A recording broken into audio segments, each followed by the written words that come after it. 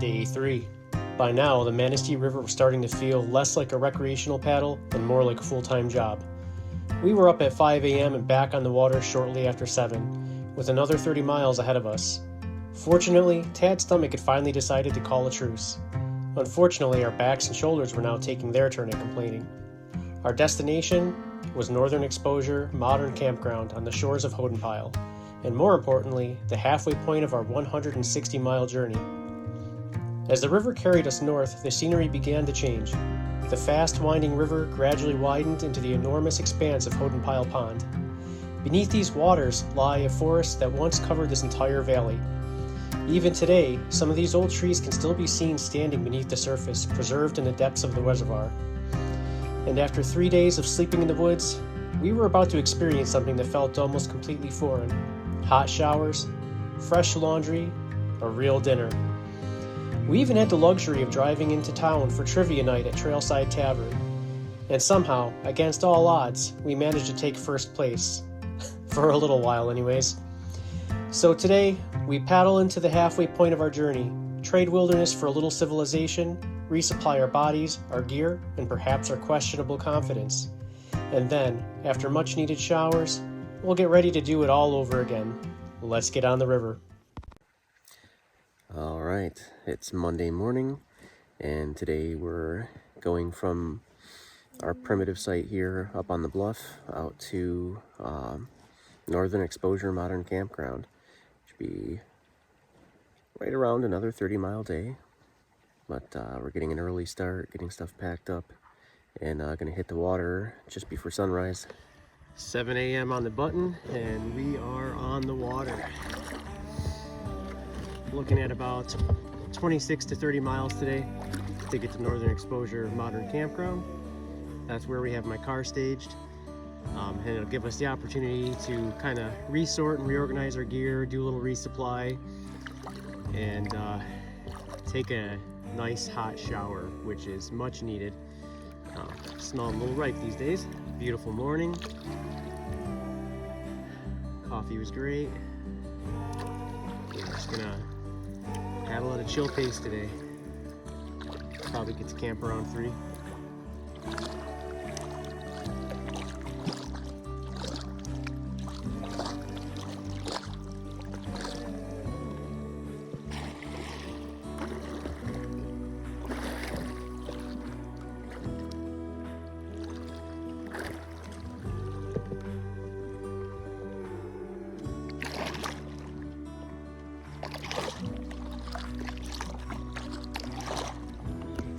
You know, there's something pretty special about being on the river this early in the morning.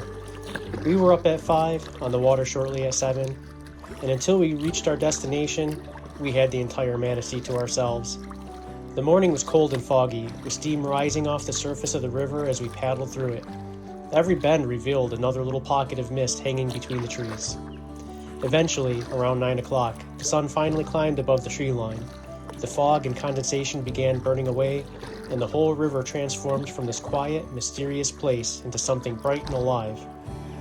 Along the way, we saw blue herons, white egrets, and even a family of raccoons playing along the riverbank. The river itself was incredibly twisty today, and everywhere we looked, there were reminders of the forces that had shaped it over previous winters. Fallen trees, log piles, and damaged banks were remnants of the ice storm and flooding that had moved through the area. And somewhere in all of that, we started to notice something else. The smells. Oh, that smell! After 3 days out here, the forest had worked its way into our senses. Cedar, pine, wet silt, clean water, and cold northern air. And yes, 3 guys who have been living out of kayaks for the past few days. But mostly the cedar and pine.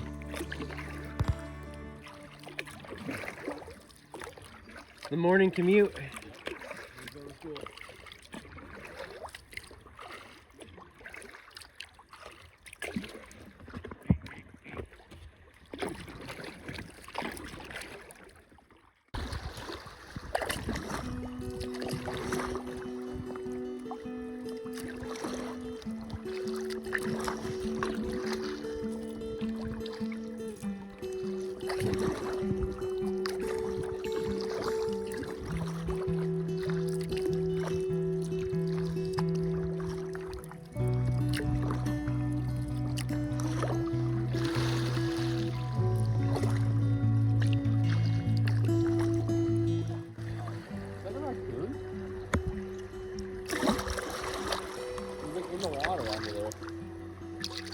I didn't see it. Yeah, this is our little place. This is kind of cute. Huh. Taking a bath? Yeah.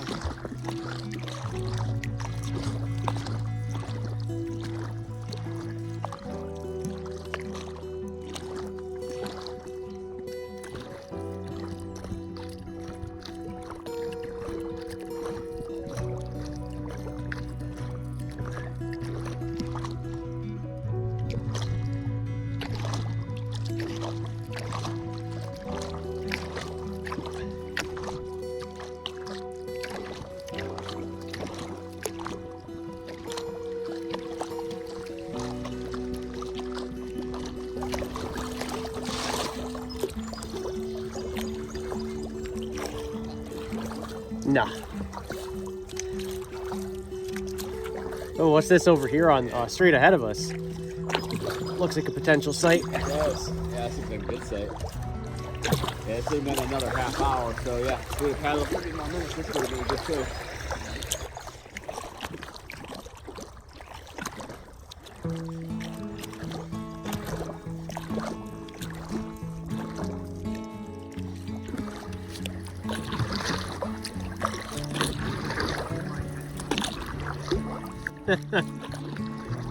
Well, hopefully for his sake, it's not as bad today. And it sounds like in the moment, he's not planning on bailing, so.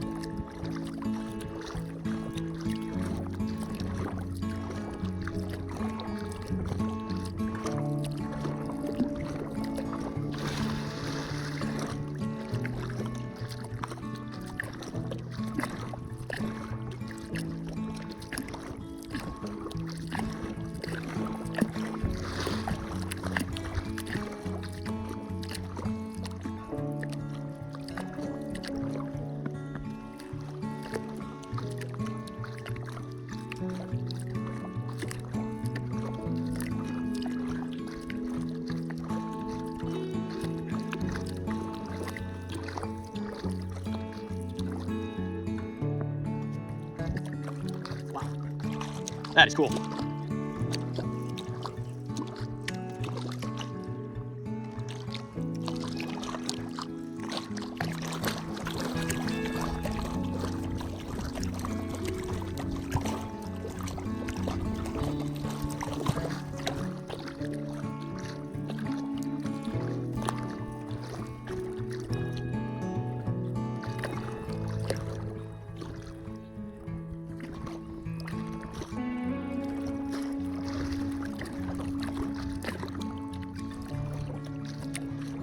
Well, that's how you keep taking on so much water. You're just pissing in your kayak.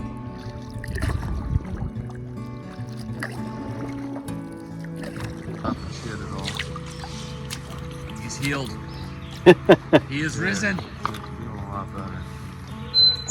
I can appreciate the nature. Yesterday I was just like, oh my stomach. Yeah, you When is this over with? did not look like you were having a great time yesterday. Yeah, it was pretty miserable.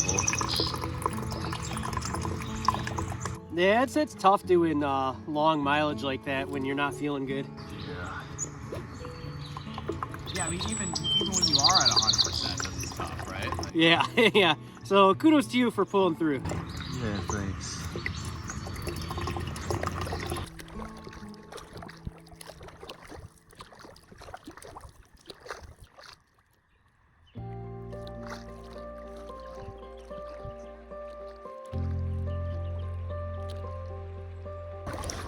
the boys are back together.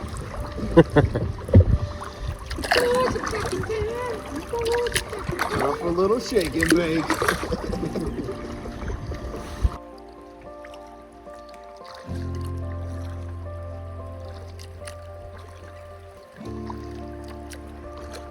Morning.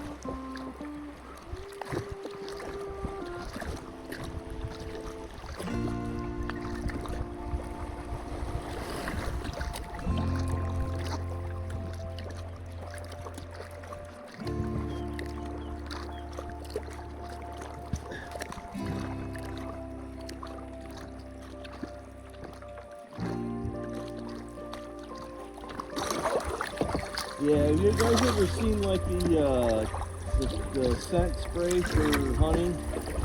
You've got like the deer urine, but Yeah. then there's also like the cover scent stuff, like that smells like earth. Yeah. And there's some of that shit that's got like flecks of silver or whatever in it. Okay. Because silver's supposed to be like an antimicrobial or something. Oh yeah, like colloidal Do silver? you want to wear like a silver gimp suit when you're hiking? Yeah. Nice. I was wondering if I could put the like that type of coating on the foam for my seat, so that way it doesn't get funky. That can be your nickname, Funky Seat.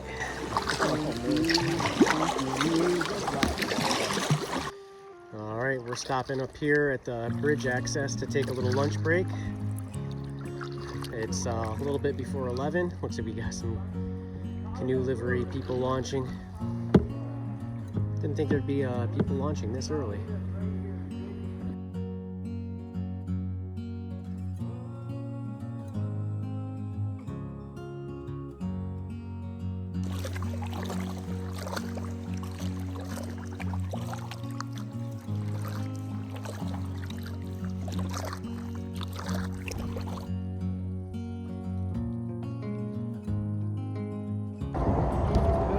For 5 hours. 5 hours? Does not feel like it. No, it doesn't. It's like maybe 2 or 3. Yep. Well, it is currently just afternoon at just about 80 river miles. We're coming up on Wilderness Canoe Livery. So we're not too far from Hodenpyl and our destination for tonight.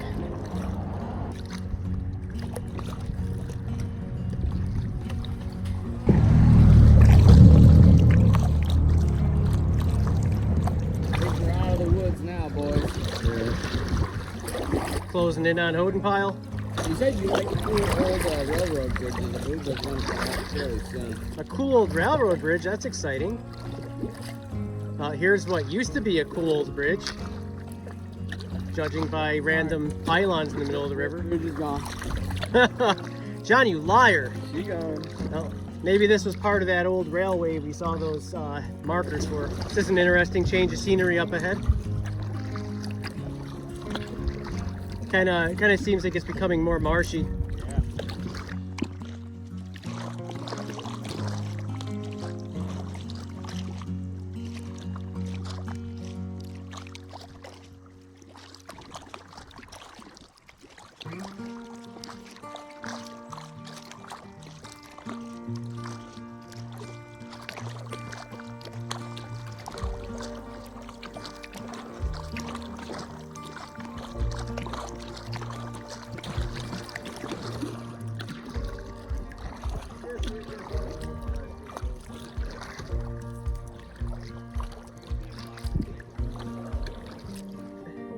Okay. That is indeed a landing.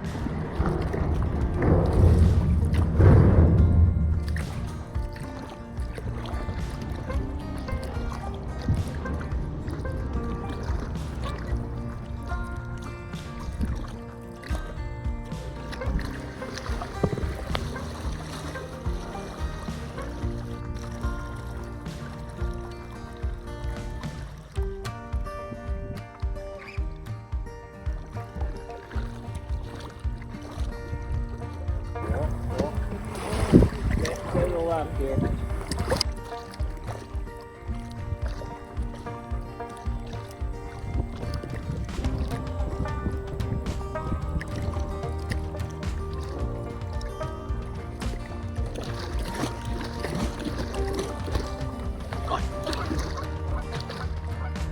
Oh, I remember where the speaker is. It's actually easily accessible. Somebody else has to grab it. That's just in the dry bag that's strapped to the top of my cooler. Yeah, I think some tunes would be good for this flat water pile. As the morning went on, the Manistee began to change. The river was still winding through the forest, but the banks were gradually pulling further apart. The current began to slow, and what had been a fast-moving river was becoming something much larger. We were entering Hodenpyl Dam Pond. This wasn't always a pond.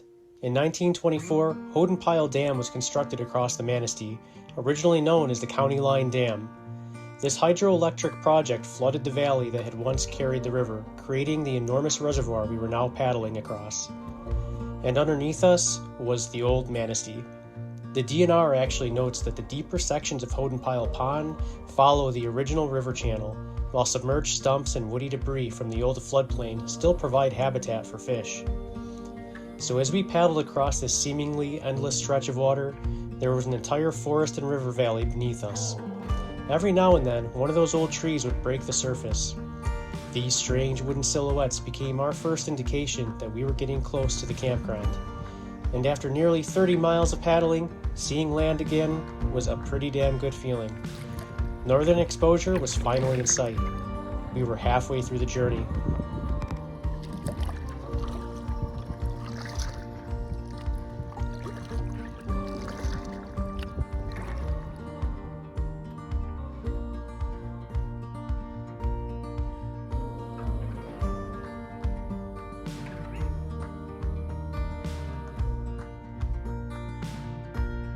All right, another 30-mile day, and we have just made it to our destination. Northern Exposure Modern Campground. Watch out for goose poop.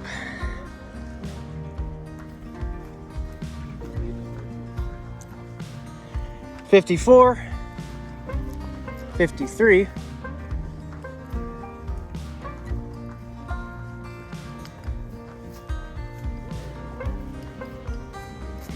this is us right here.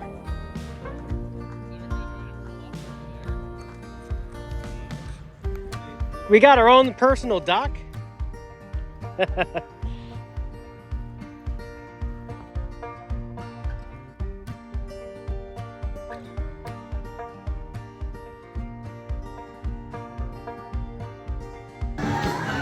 Quiznos, that's us. Yeah. We can kayak 100 miles and still be in first place. After 3 days of waking up in the woods, eating whatever we could stuff into a dry bag, and paddling until our shoulders stopped working properly, arriving at a modern campground felt almost luxurious, and we were absolutely ready for it. First on the list, hot showers, then laundry, then food. We loaded ourselves into the car and headed into town, stopping at the Dollar General to conduct what could only be described as an extremely unsophisticated resupply operation. And then we made our way to Trailside Tavern for dinner. As luck would have it, it was trivia night. Now, after spending 3 days in the wilderness, we weren't exactly sure how we would stack up against the locals. But apparently, 3 exhausted kayakers with questionable hygiene and a deep well of completely useless knowledge are a formidable trivia team. We actually took first place, at least for a few rounds. After dinner, we headed back to camp, fully expecting civilization to have ruined the peaceful isolation we'd gotten used to. But somehow, we'd gotten incredibly lucky. The campsite on both sides of us were still empty. So despite being at a modern campground, we essentially had our own little private corner of the Hodenpyl Pond. And to top it all off, we even had our own dock. After spending the last 3 days wrestling loaded kayaks in and out of the riverbank, having a dock to simply slide the boats up to felt like winning the lottery. Hot showers, clean clothes, a full stomach, a private dock, and no neighbors. For one night, we had absolutely nothing to complain about. And to top it all off, we had the most brilliant red moonrise.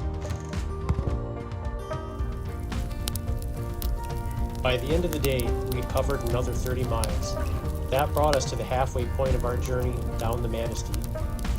3 days ago, we had launched at CCC Bridge with everything we needed packed into our kayaks. Since then, we've watched the river change from a narrow, winding current into the enormous expanse of Hodenpyl Pond. We've paddled through fog, sunshine, rain, fast rippling water, and miles of quiet forest. We've seen wildlife, old storm damage, remnants of Michigan's logging history, and now an entire drowned river valley beneath us. And somehow along the way, this stopped feeling like a 6-day kayaking trip and started to feel like something much bigger. Our bodies were tired, our backs and shoulders were letting us know exactly how many miles we traveled. But tonight, we had hot showers, clean clothes, a full resupply, and a roaring fire. Tomorrow, we'll leave civilization behind and start the second half.